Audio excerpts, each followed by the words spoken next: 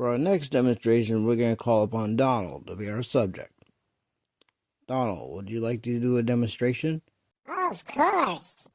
Mary had a little lamb. No, Donald. I mean for the sound effects. Sure, what I do? First, take off your hat. Like this?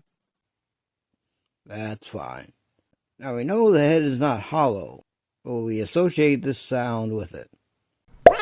And with a heavy enough object, it can really make your head ring.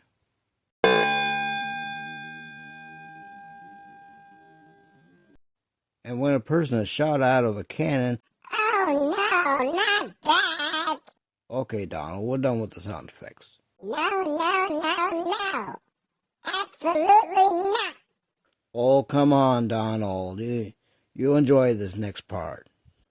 The people are waiting, Donald. Let 'em wait.